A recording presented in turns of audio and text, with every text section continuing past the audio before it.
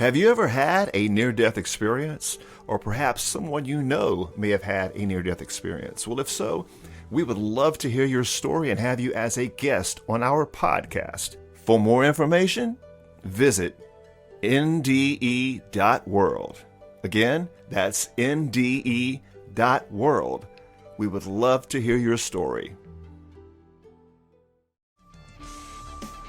Ladies and gentlemen, you're listening to the NDE World Podcast.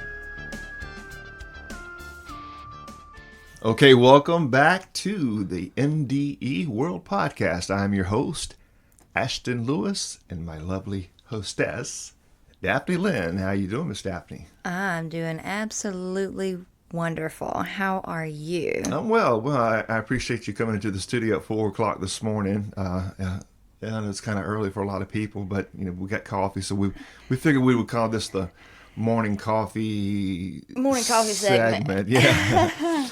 Sitting here with one eye open. Yeah, we'll come up with some kind of little something we can add to a little morning talk or whatever. So little tidbits. This is just a little bonus that we're kind of throwing in there. Just kind of conversation pieces, coffee What's conversation. What are they going to say next? Yeah, coffee conversation. Yeah, I like that. NDE coffee conversation. Okay, so we may incorporate that like at the first part of the podcast, and then we'll go into the part like we've been doing as far as covering things, explaining things, talking to people, reading stories, interviewing, all that good stuff as well. So sounds how's good that to sound? me.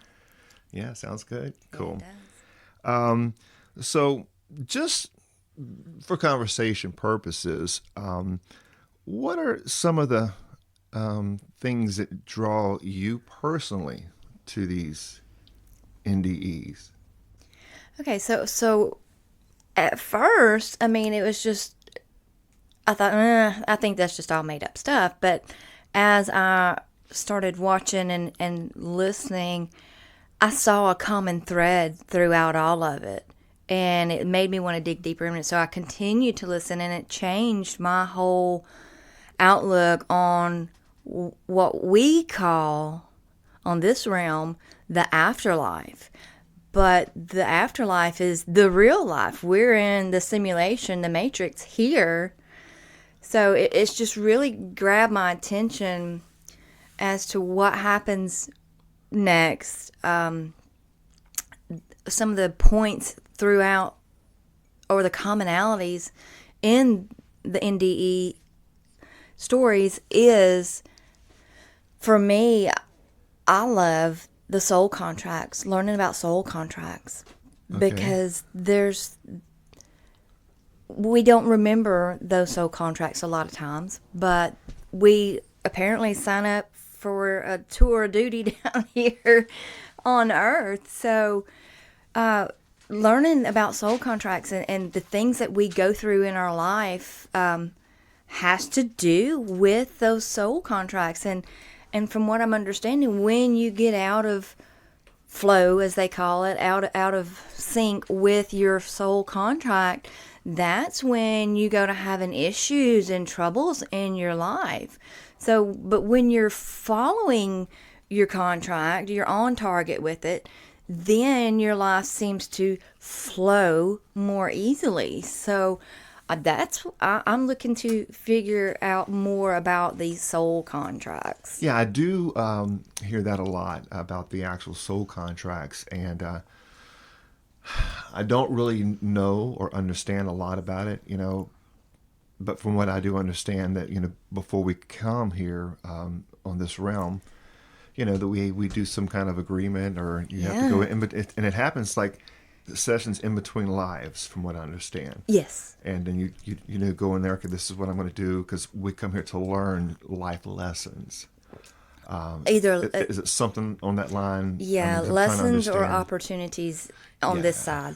Okay. Yeah. Okay, perfect. Let's back up just a little bit. You were mentioning about life and the afterlife and things like that. But what if we were just to look at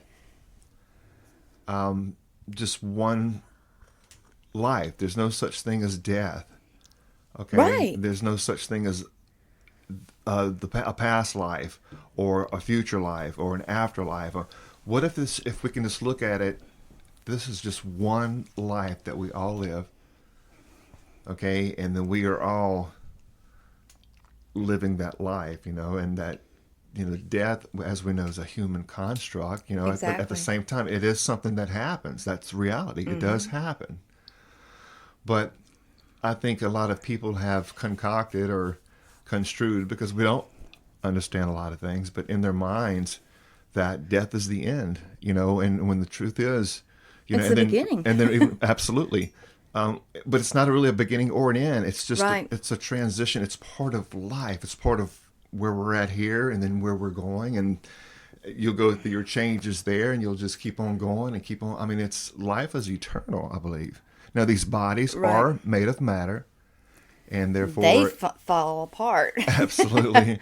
These bodies that are composed of elements of nature, or what we call nature here on Earth, the physical realm. These bodies are vessels, like you and I. We were actually talking about that earlier. And you are a spirit being. Okay, we have to understand that you are a spirit inside of this vessel that is designed.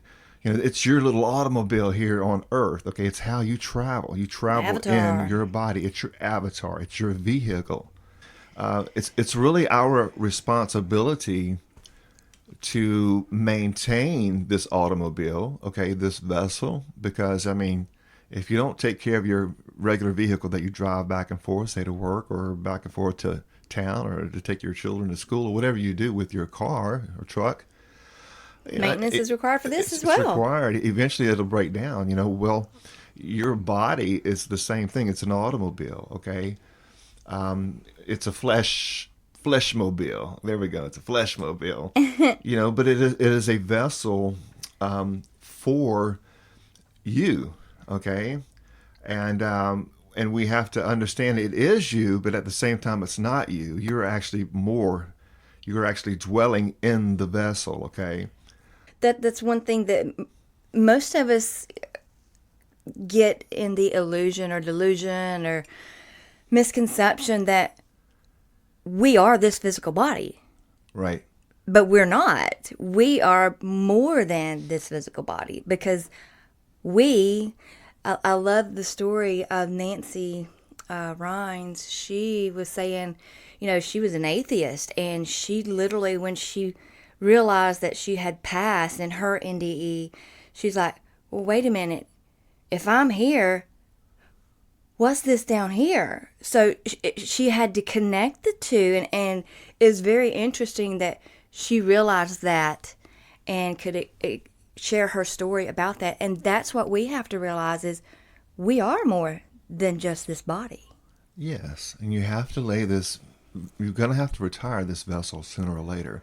Okay, now, from my understanding, this is something that, I just want to kind of throw out there, and then we'll get back to the question at hand as far as like what's kind of some of the NDEs, kind of sticks out some of the stories to us.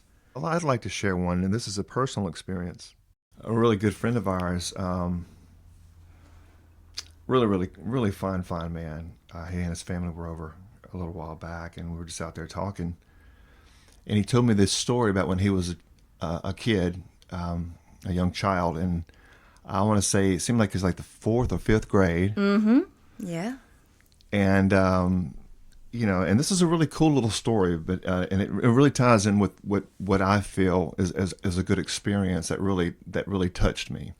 And so anyway, he was at school with his little friend, and they were out in the schoolyard or whatever, and playground, and they got on.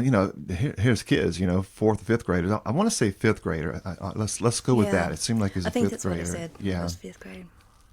and so he said they got on the subject about life and death and the afterlife, and they asked each other, say, well, do you think there's life after death? What happens when we die? Which is a question that we as humans all ask, sometime in our life or another, So, long story short, the wildest thing happened. 2 days later, his little friend had gotten killed in an A few accident. days later, yeah. It was just a few days later, and so and then after they've had the child's services, and had buried the body and all, and he then transitioned and went on.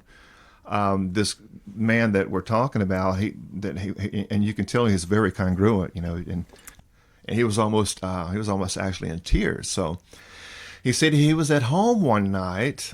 This was within a week or so after all this took place, from what I understand, but I don't know exactly what, but it's kind of irrelevant. But the point is, he was at home sitting in the living room watching TV, and then he said all of a sudden, out of the bedroom and down the hall, his little buddy stepped out of the bedroom, and he was standing in the hall waving at him. He was smiling so big, and so the guy said he was freaking out, and he knew it was him.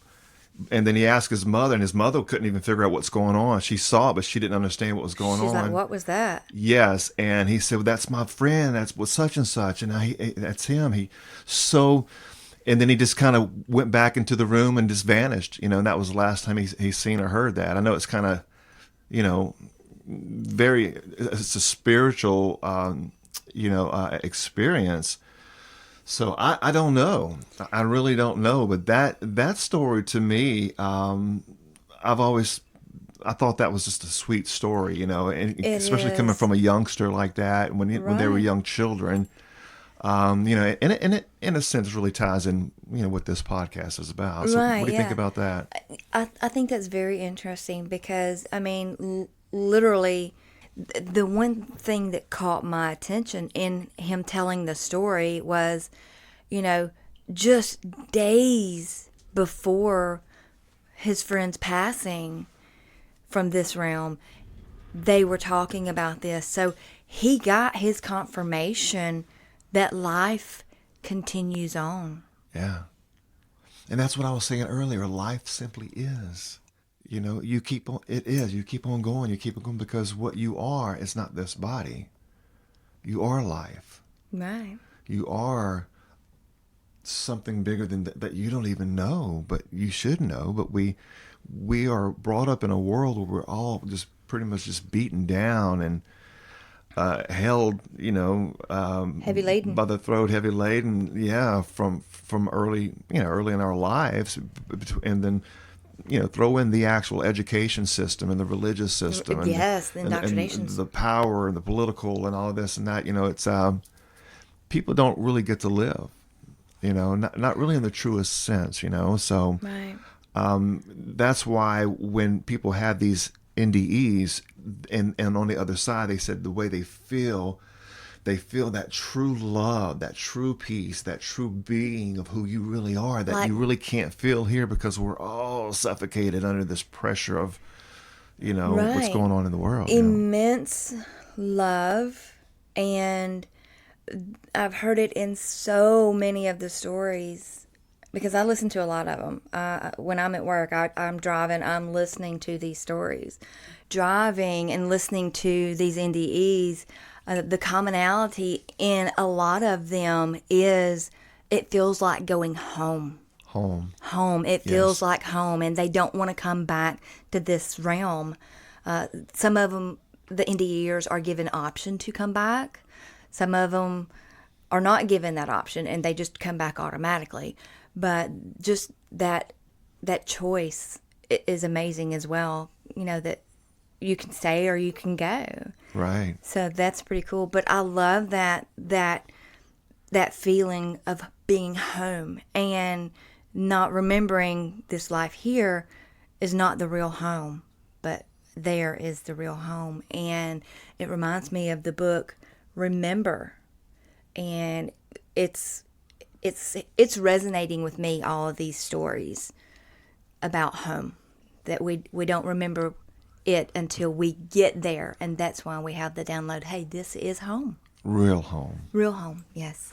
Well, let me ask you, Miss Daphne, any other experiences? I know you and I were talking earlier. Jose Hernandez. Yeah, I grew up in the Bronx and had a really hard life, very masculine life from his father. You know, his father didn't show him attention.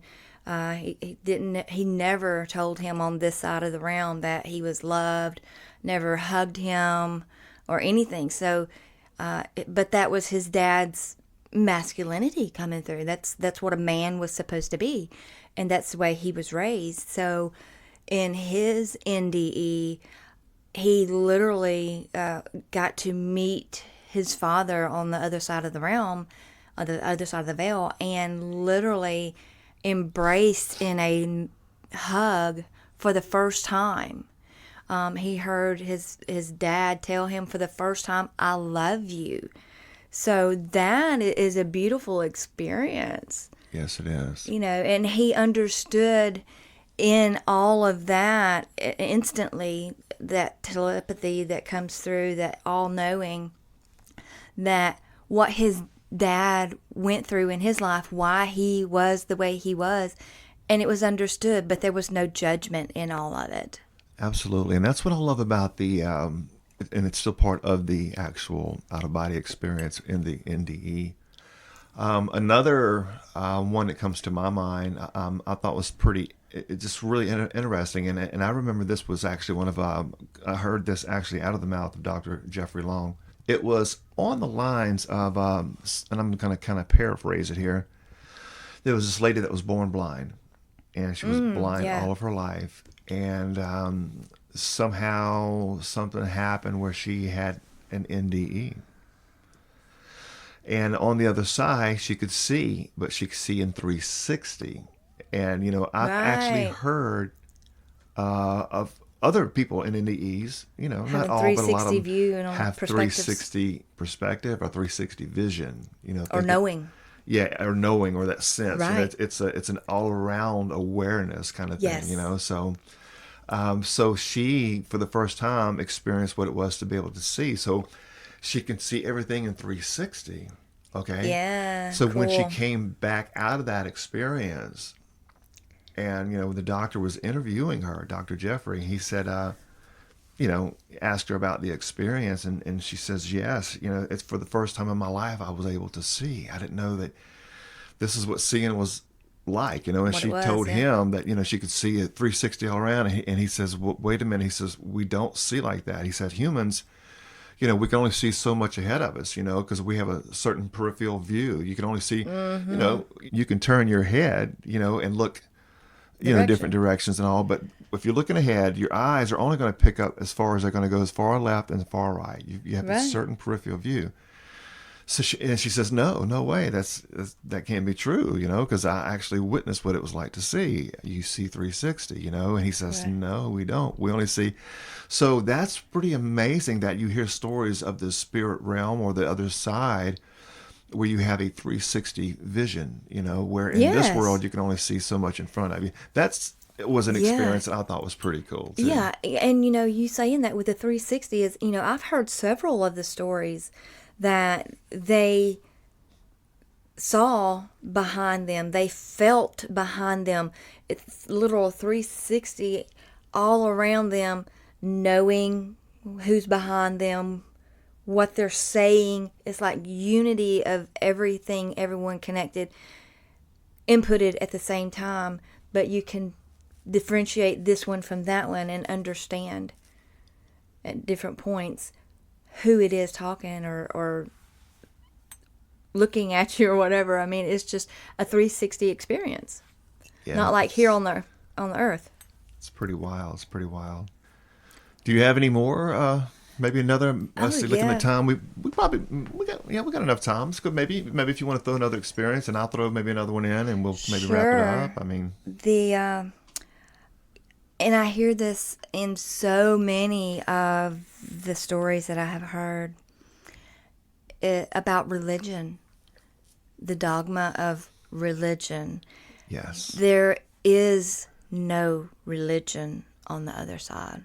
Right. There is no dogma. It is only love. And you hear so many stories about the love that they felt, the non-judgmental, the no torture of the soul on that side. There is distressing NDEs, but on the flip side of the distressing, there is the positive as well. Absolutely. And think about this, that the love that you have within you that you see on the other side, the source is going to manifest itself to you. It will manifest itself as Jesus. If Jesus is the epitome of love in your life, if that's what is personified as love, then that's how God will appear to you, or that's how that source will appear to you. Cultural and religious beliefs. Well, that's an influence, Kind of, yeah. sorta, But yeah. no, you got family, and things like that. So Exactly, it's something yeah. to think about. Anyway, go ahead and finish your story. But no, that was it. Just the love that's felt. That there's no judgment on that side. There's Right. no negativity. It is all love. And from a biblical perspective, we know from Scripture that God is love. You Right. know, and we are to experience that love. And that is what is on the other side, is love. Unconditional, pure love. A lot of the NDEers have a time expressing that love, that's putting it into human terms that we can understand here. To go with that thought, God is a word. A made-up word, yeah. Love is a word. However, Made up. both of these words are used to describe something in the spiritual, because you cannot see in the spiritual. You cannot hear. You cannot taste and touch and smell. I mean, you can if you're tuned into it, and some people are tuned into it more than others. But most of us have gotten away from that tuning, okay? Most of our antennas are not transmitting the way they're supposed to be because of lifestyles. It could be diet. It could be what we feed our minds. It could be what we feed our bodies. It can be, how we live. Everything is all interacted with everything else, okay? Mm-hmm. So God, what we call God, is a source. It's a spirit. Even the Bible even says that. God is spirit, okay? Right. Love is a spirit, okay, because it's something that you feel. You can see the results of it, okay? But love is a word that we use to describe that feeling. Just like what we describe God as that feeling. These are spiritual aspects, okay? So we as humans, we use terms to describe the spiritual because we don't really understand a lot of the spiritual, you see. So the beauty of the NDEs, is you're going back to the source, okay? Whatever that source is, okay? Whatever you want to call it. If you want to call that source Jesus, then that's what you're calling it. That's how it appears to you. If you want to call it Buddha, that's how it appears to you. If you want to call it God, that's how it appears to you. If you want to call it love, that's how it appears to you. If you want to call it the light, the all, the bright, whatever you want to call it, it doesn't matter what we call it. The truth is, there is a source of life, okay? And there's a source to life. It's all the same. Life is the source. Mm-hmm. And a lot of NDEers state not only spirit, but energy. The energy that is Another on good way to look at it. that side. Absolutely. Yeah, the light. If you have a challenge, like in a lot of more of the scientific minded people do. I don't understand why, but it's just words. God is a word. Love is a word. Energy is a word. To what? To describe that Describe source. things, yeah. To describe something. To describe. Okay, and that's where we get hung up as a human species. Okay, is the words is what gets all of us in trouble. Okay, the words is what people put in books that are used to divide and conquer. Okay, the words are what used to put in books to mislead you and to take you somewhere you don't really need to go. So the truth is, you don't need books. You don't need words. We're born with everything we need. You come into the world with all that you need. Exactly. It's already there. But by the time a child is, a year old, and they're being programmed by their they're parents. already being programmed and tainted by the world, by their parents. By the time you're 2 years old, and by the time you're 4 or 5 years old, you're nothing near pure. Right. You're so indoctrinated with your family's thoughts, your mom's thoughts, your dad's thoughts, cousins' thoughts, aunts and uncles and grandparents, and school thoughts, and teachers' thoughts, and TV's thoughts, and news thoughts, and you're not pure. You're not that pure little creature that came into the world. Now you're something totally different. You see, Right. And reflecting on the life of children, I mean, I have heard so many times, and even my own brother had friends that he talked to when he was a young child. Children are closer to source in that spirit realm because they're not long here on this side of the veil and can see those things. And we think, oh, they have an imaginary friend, when in all actuality may be the true other side revealing themselves to these children. right? So they have a better sense of spiritual things as a child than as an adult. Well, let's For some people. No, good thought, good thought. And to go with that thought, what about this thing we call imagination? Remember, imagination is a word, okay? However, what does it describe? It describes taking your human potential and tapping into that source with Being creative. using the source of creativity. It's the mind, it's imagination. So Yeah.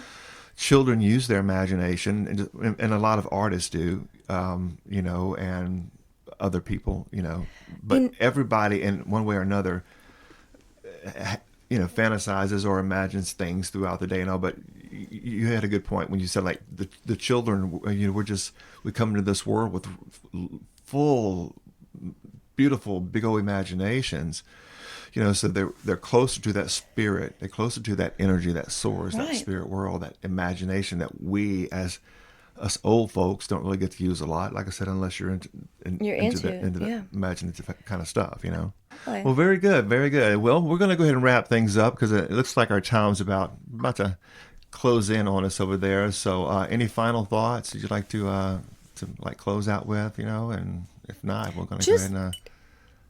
Let go of the indoctrination that you may hold in your life, in your world. Let go and be open. Open up to there may be more out there than what you realize there is. Don't be afraid to reach out and do the research. No matter what anybody says, do your own research to gain the knowledge that we all need as humans. Very good. Thank you so much. And I'll even add something to that. It's not even about the research. Ultimately, in the end, it's about how you love, Yeah. how you live, how you treat your fellow man, how you treat your husband, your wife, how you treat your children, how you treat your parents, how you treat your pets, how you treat strangers. Yeah. Okay? That's what it's about. And you don't have to have a book to do that. You don't have to read any kind of book to do that. You don't have to do any kind of research to do that. Okay? That, to me, my beloved friends, is what life is about. We need to Yes. learn how to love. Okay? If your religion brings you closer to love, then it's a tool to be used for the power of good. However, if your religion is causing you to look at yourself as something separate from the rest, and it's us against them, the cops and robbers, then you may want to question whether or not you're on the right path, because religion does have a dark side, and it is known to divide people. So be careful with what you read. Be careful with what you put into your head, and especially in today's world with the internet age, okay? There's so much garbage out there, you don't know what to believe. So just be very, very careful if you want to take the research approach. And I've been doing research and writing and all this kind of stuff for 40 plus years. So I'm talking from experience, So that's my thing. And that's why I can say with an open heart and conscience that you don't have to read anything. You just need to learn how to live and find it within yourself. Yeah, Find the God within exactly. you. Find that love within you, and let your light shine, because you have dark in you, don't forget, and you've got the light. My question is, what are you going to do about it? So we thank you guys. That's going to go ahead and wrap up this episode. So we're going to go ahead and wrap things up here, and peace be with you all. Until next time. Let your light shine. and love.